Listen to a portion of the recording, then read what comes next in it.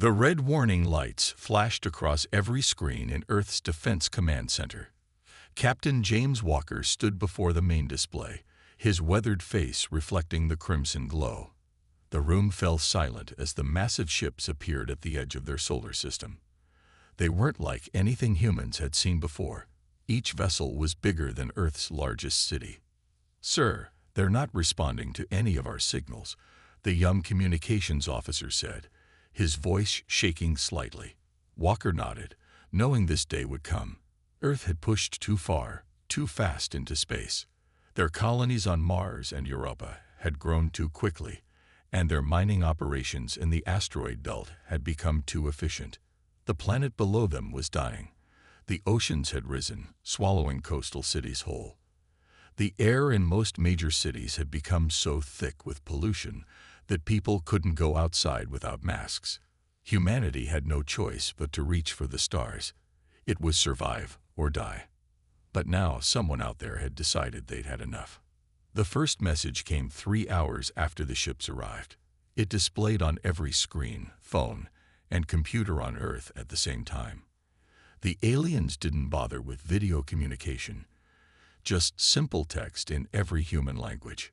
"To the species known as humanity, your expansion ends today.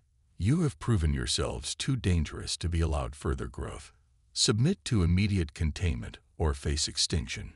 You have 6 Earth hours to decide."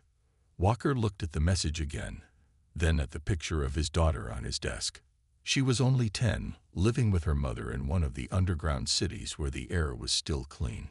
He picked up the secure phone and dialed the number he'd hoped he'd never have to use. "Admiral Reynolds, it's Walker." "Yes, Mom. They're here." He paused, listening. "Yes, Mom. Exactly as the probe warned us. Permission to initiate Protocol Omega." The response was quick and clear. Walker turned to his team, his voice steady despite the weight of what was coming. "Send the response message. Tell them we'll have our answer in 5 hours." The next few hours were a blur of activity. Deep beneath the Earth's surface, in bunkers that officially didn't exist, machines that had been waiting for years hummed to life. In orbit, satellites that appeared to be simple communication relays began changing their positions ever so slightly. Walker watched the clock count down. He knew what was happening in every major city on Earth. People were scared, but they weren't panicking. Humanity had been preparing for this moment for longer than anyone outside a select few knew. 4 hours into the countdown, the alien ships moved closer, forming a perfect ring around Earth. Their message was clear. There would be no escape. "Sir," his second-in-command spoke up, "the last civilian transport just reached the emergency shelters. All non-essential personnel are secure." Walker nodded. "And the package?" "Delivered to every major military installation exactly as planned. The quantum cores are running at full capacity." The aliens probably thought they were being generous, giving Earth time to accept its fate. They didn't understand that they'd given humanity exactly what it needed: time to wake up its real defenses. In the final hour, Walker received another call from Admiral Reynolds. He listened carefully, then smiled for the first time that day. "Yes, ma'am. Everything is in position. They won't know what hit them." With 30 minutes left on the countdown, Walker sent a message to every military commander on Earth and in the colonies. It contained just 3 words: "Remember the plan." As the final minutes ticked away, the alien ships charged their weapons. Their sensors showed Earth's pathetic defenses: a few orbital platforms, some primitive missile systems, nothing that could harm their advanced technology. What they couldn't see was the web of quantum-entangled particles surrounding the planet, invisible to their scanners. They didn't notice the slight changes in Earth's magnetic field, or the way the planet's natural radiation patterns had shifted. With 1 minute left, Walker sent humanity's response to the alien ultimatum: "We choose option 3. The aliens, in their arrogance, hadn't considered that humanity might have a third option. They were about to learn why every species should fear those who have nothing left to lose and everything to gain. Admiral Kate Reynolds stood in the underground command center, 5 miles beneath the Rocky Mountains. The massive screens around her showed real-time data from every corner of the solar system. She watched the alien ships with cold determination, remembering the day 10 years ago when they first detected the probe that warned them of this invasion. "Status report," she commanded, her voice echoing in the cavernous room. "All quantum cores are at full power, ma'am," reported the chief engineer. "The shield network is ready, just waiting for your command." Reynolds thought about the years of preparation, the countless sleepless nights, and the thousands of people who had worked in secret to ready Earth for this moment. The aliens thought they were dealing with a primitive species that had barely reached its own moon. They had no idea that humanity had reversed engineered their probe's technology and had been preparing for this day ever since. "Message from Captain Walker, ma'am," called out the communications officer. "The aliens have received our response." "They're laughing." Reynolds allowed herself a small smile. "Let them laugh. Begin Operation Last Stand. Wake up the Sentinels." Throughout the solar system, hundreds of asteroids that appeared to be nothing more than space rocks suddenly came alive. Inside each one was a quantum-powered weapon, waiting for this exact moment. The aliens had been so focused on Earth that they hadn't bothered to look closely at the asteroid belt. "Ma'am, the enemy fleet is charging weapons," reported the tactical officer. "They're targeting our major cities." "Right on schedule," Reynolds muttered. She picked up the secure line to the president. "Mr. President, we're ready. Give the word." The president's response was immediate. "Protect our people, Admiral. Whatever it takes." Reynolds turned to her staff. "Activate the quantum shield. Begin evacuation sequence." Across the planet, in every major city, massive underground shelters opened their doors. The public had been told these were for natural disasters. In reality, they were designed to protect humanity from what was about to happen. The alien ships fired their first volley. Beams of energy that could vaporize mountains streaked toward Earth's surface. But instead of destruction, something extraordinary happened. The attacks hit an invisible barrier and simply disappeared. "Quantum absorption at 98% efficiency," reported the science officer. "The shield is working exactly as designed. We're capturing their energy and feeding it right into our power grid." Reynolds nodded. Dr. Anderson's quantum shield design was working perfectly. Every attack from the aliens would only make Earth stronger, but that was just Phase 1. "Begin Phase 2, she ordered. "Launch the Sentinels." The asteroids housing Earth's secret weapons began to move. The aliens, still focused on their failed attack on Earth, didn't notice until it was too late. Hundreds of quantum-powered weapons surrounded their fleet, trapping them in a web of humanity's making. "Enemy ships are attempting to retreat," called out the tactical officer. "Their engines are at full power, but they can't break free of our gravity well amplifiers," Reynolds finished. The aliens had fallen right into their trap. Earth's scientists had found a way to control gravity itself, and now the alien fleet was stuck, unable to escape. "Ma'am, we're receiving thousands of transmission attempts from the alien ships," reported the communications officer. They're trying to surrender." Reynolds shook her head. "Not yet. They need to understand what happens when you threaten humanity. Activate the quantum disruptors." Across the alien fleet, ships began to lose power.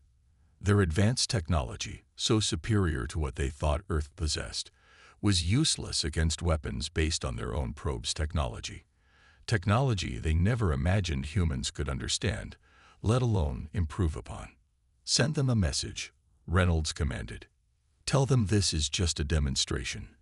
Tell them that humanity chooses to show mercy, this time.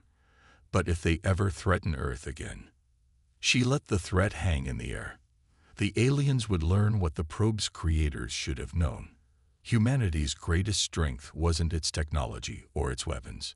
It was the simple fact that when pushed to their limit, humans became something else entirely, something that even advanced alien civilizations should fear. Commander Tom Wilson watched from his hidden base on Mars as the alien fleet struggled against Earth's trap. His job was simple but crucial: make the aliens believe they had caught humanity completely unprepared. The Mars colony, with its huge dome cities and primitive-looking defenses, was perfect bait.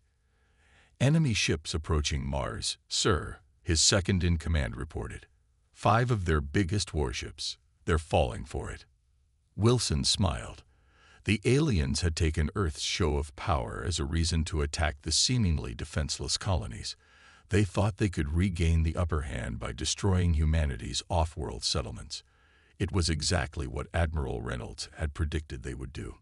Begin evacuation protocols, Wilson ordered. Make it look messy. Make it look scared.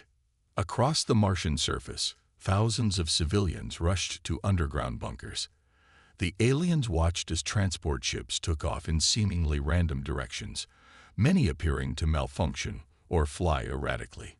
To their scanners, it looked like pure chaos, the panic of a doomed colony. The alien warships moved closer, their weapons charging. They didn't notice that every panicked movement, every fleeing ship, was drawing them into perfect position. "Sir, they're entering the kill zone," reported the tactical officer. "All quantum mines are in position." Wilson picked up his secure comm. "This is Mars Base to Earth Command.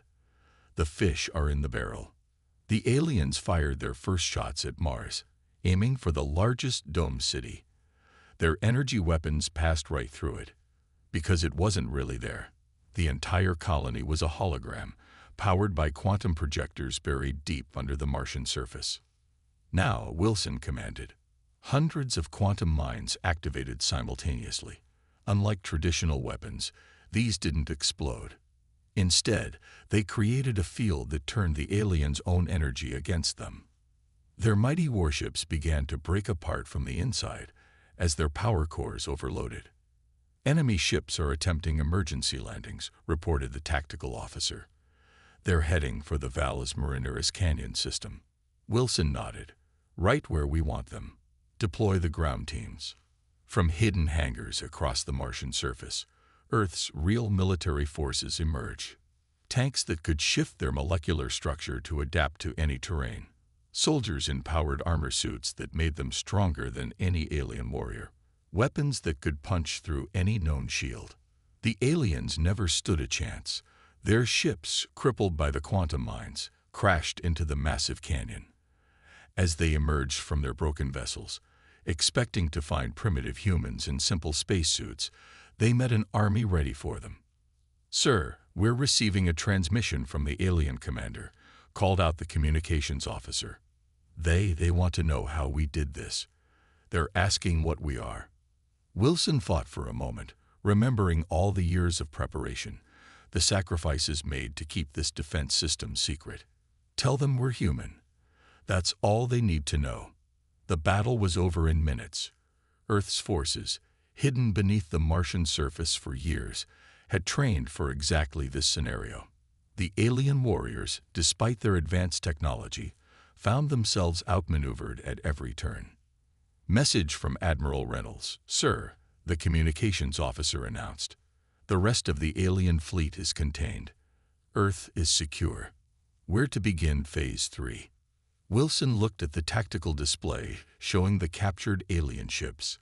Their technology would be studied, improved upon, and turned into humanity's next line of defense. But more importantly, the survivors would carry a message back to their leaders. "Send word to all units," Wilson ordered. "Operation First Strike is complete. Begin recovery and research operations." He paused, looking at the red Martian sky. "And send a message to the alien survivors. Tell them Earth thanks them for the generous donation of their technology." The aliens had thought Mars was humanity's weak point, a vulnerable colony ripe for attack. Instead, it had become their graveyard. As Wilson watched his troops secure the crashed ships, he couldn't help but wonder what other alien races might be out there, watching and learning from this mistake. One thing was certain: the galaxy would never look at Earth the same way again. Humanity had been pushed to its limit, and instead of breaking, it had revealed its true strength. Dr. Mark Anderson stood in his laboratory deep beneath the Pacific Ocean, watching as his team examined the captured alien technology. The quantum shield network had worked better than even he had hoped, and now they had their hands on the very weapons that were meant to destroy them. "Sir, you need to see this," called one of his researchers, holding up a piece of alien hardware. "Their power cores. They're identical to the ones we built, down to the last detail."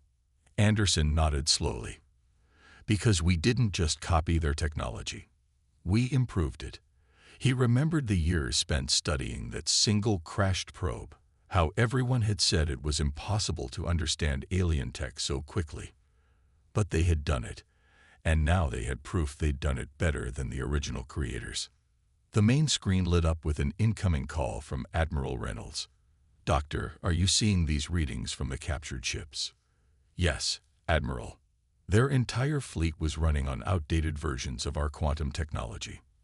They never imagined we'd take their basic designs and push them so far beyond their original limits." A new alert flashed across his screens. The Alien Council was attempting to contact Earth again, this time with a very different tone. Anderson switched on the main display. The alien leader appeared, its form shrouded in elaborate robes. "Humans," it began, its voice translated by Earth's computers, "you have violated all known laws of technological development. No species has ever advanced this quickly. You must share how you achieved this." Anderson looked at Reynolds on the other screen, receiving a slight nod. They had prepared for this moment too. "We achieved it because you gave us no choice," Anderson replied. "When your probe crashed on Earth, when we learned you were coming to destroy us, we did what humans have always done. We adapted. We survived. We evolved." He pressed a button, sending the aliens data from their quantum labs. Let them see exactly what humanity had accomplished. Let them understand just how badly they had underestimated Earth. "Impossible," the alien leader gasped, studying the data. "You've developed quantum technologies that our scientists theorized but never achieved. Your shields don't just block energy. They absorb and redirect it. Your weapons don't just destroy. They rewrite the basic laws of physics." Anderson allowed himself a small smile.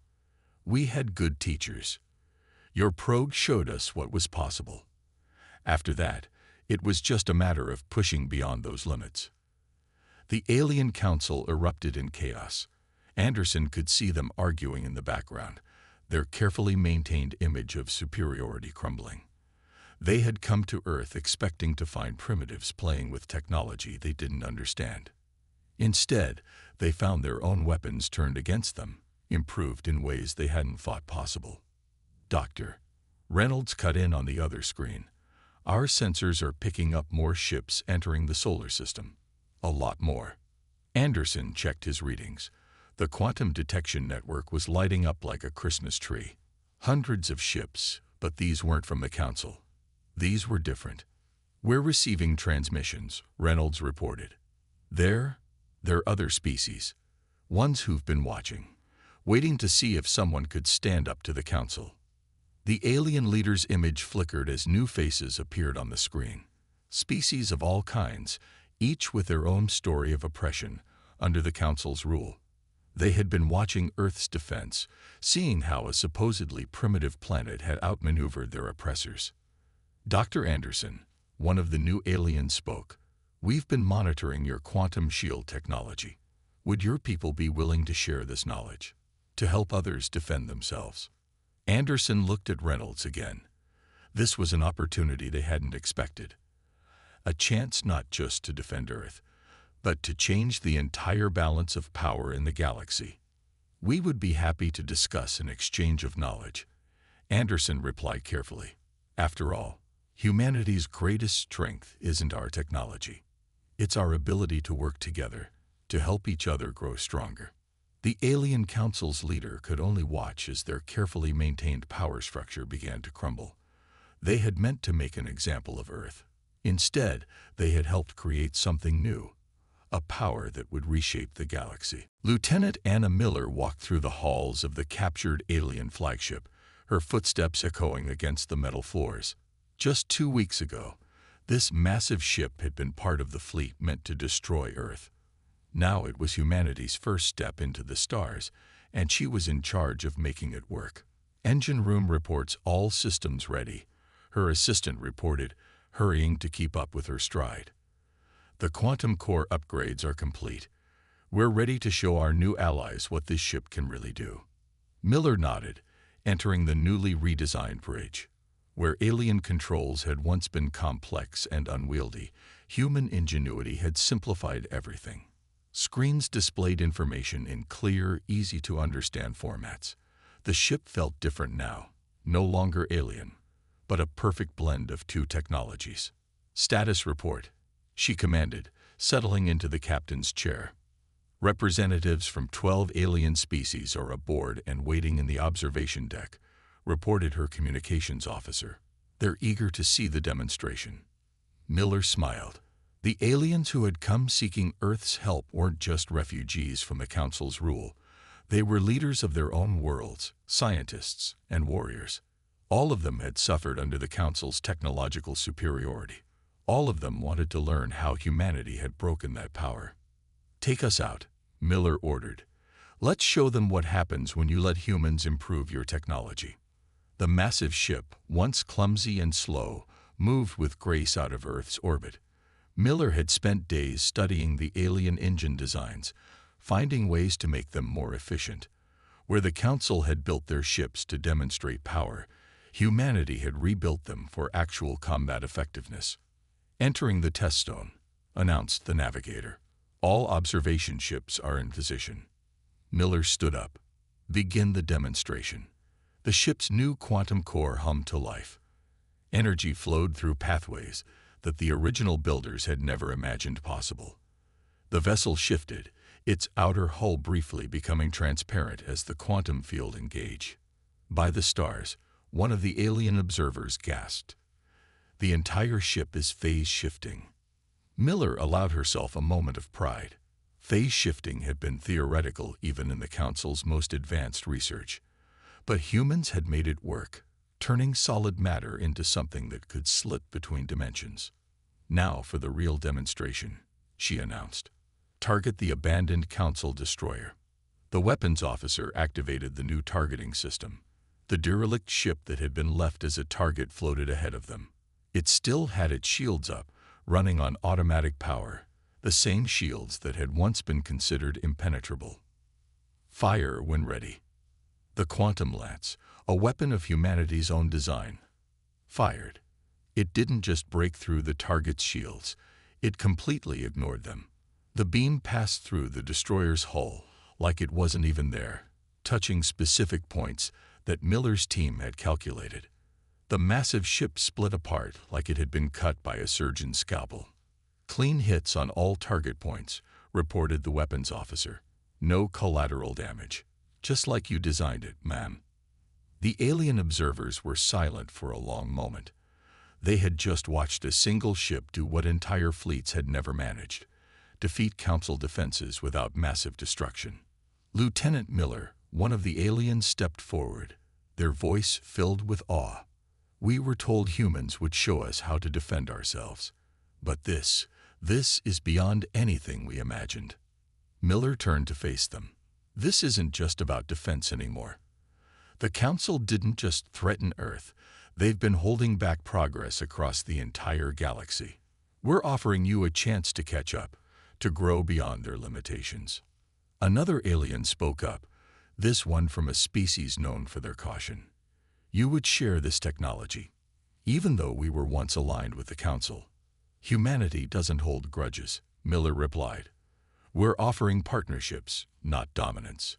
Every species brings something unique to the table. We just happen to be good at thinking outside the box."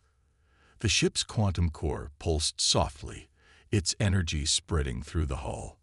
Where the Council had built weapons of mass destruction, humanity had created tools of precision.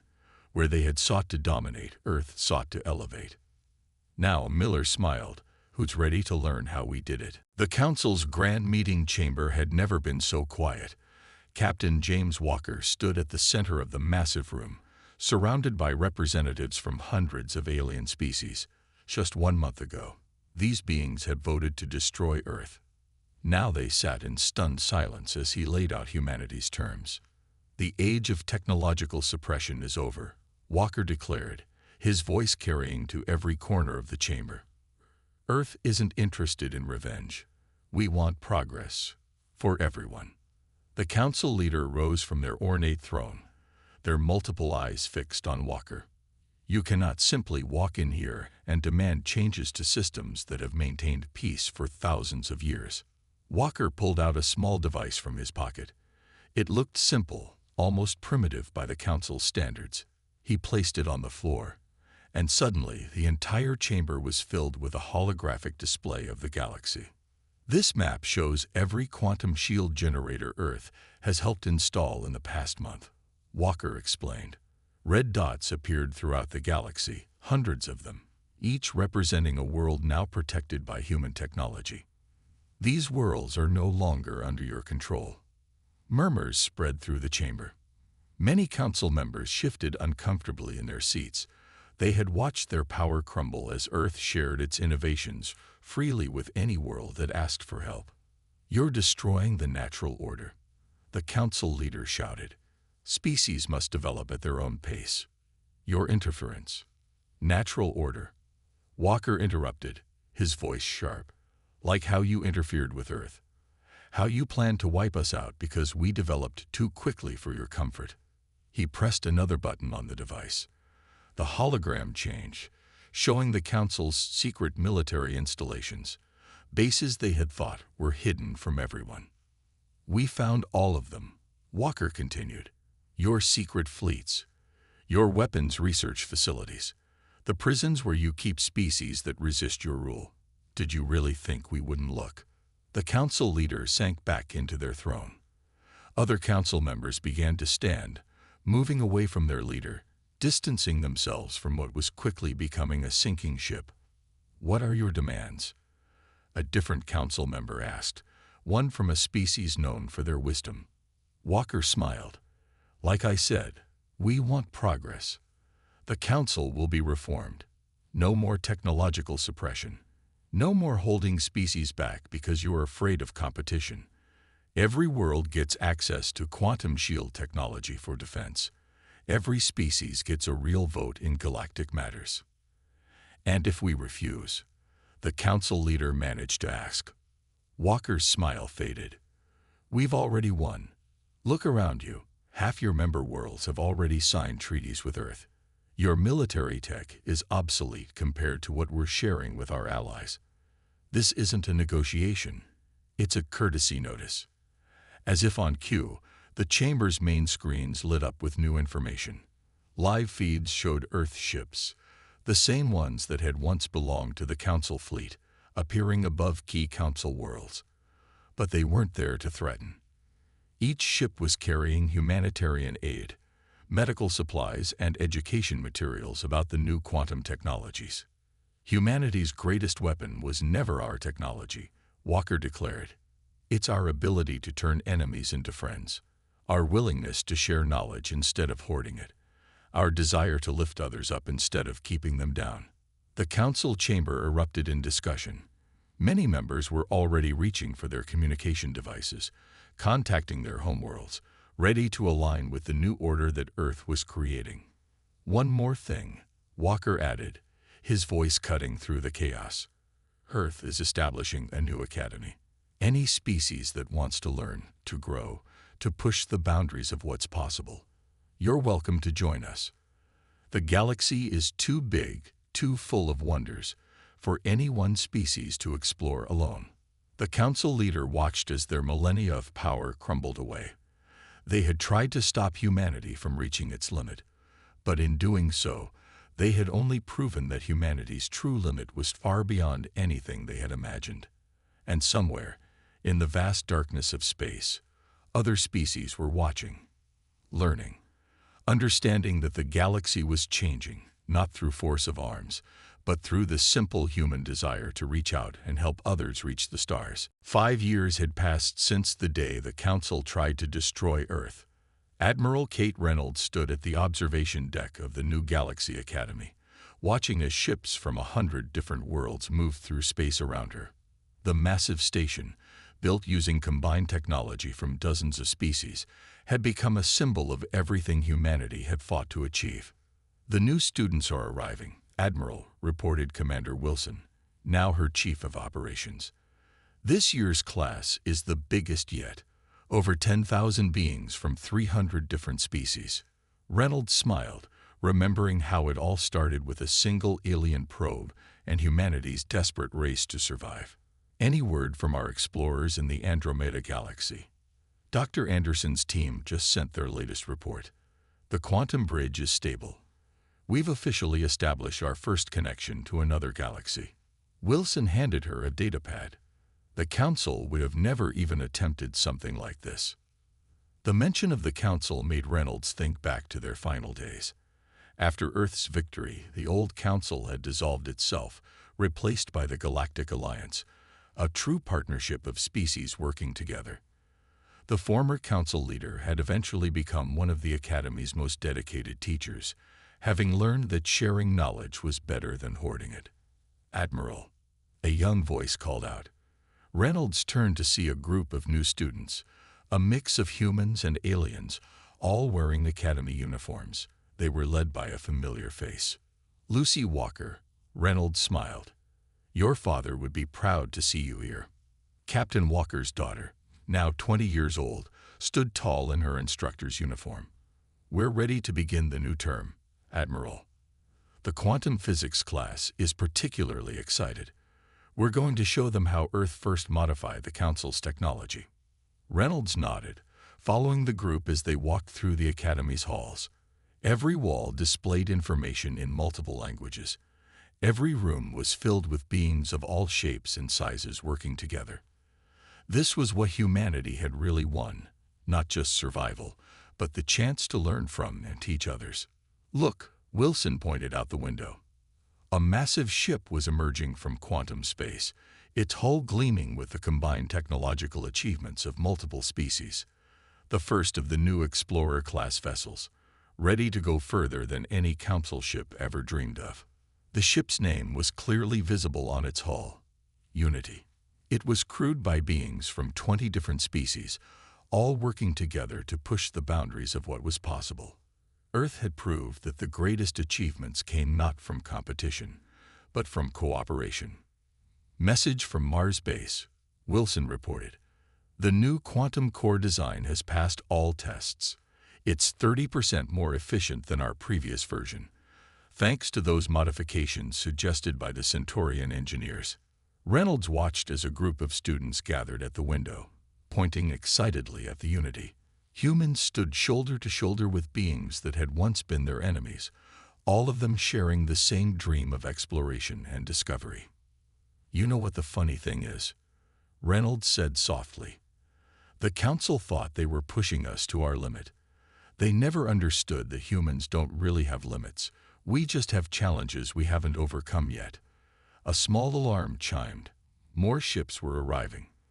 These were refugee vessels from the far edges of the galaxy, species that had hidden from the Council for generations. They came seeking knowledge, protection, and a chance to join the new galactic community that Earth had helped create. "Prepare welcome protocols," Reynolds ordered. "Make sure they know they're safe here." As the refugee ships docked, Reynolds thought about how far they'd come. Earth had faced extinction and turned it into an opportunity for growth. They had taken the Council's attempt to destroy them and used it to forge something new. A galaxy where knowledge flowed freely and every species had the chance to reach their full potential. "Admiral," Wilson interrupted her thoughts, "the Unity is ready for launch. Would you like to say a few words to the crew?" Reynolds stepped forward, looking at the magnificent ship and all it represented. In the end, humanity's greatest achievement hadn't been surviving the Council's attack. It had been showing the galaxy a better way forward. "Tell them," she said with pride, "that the real journey is just beginning."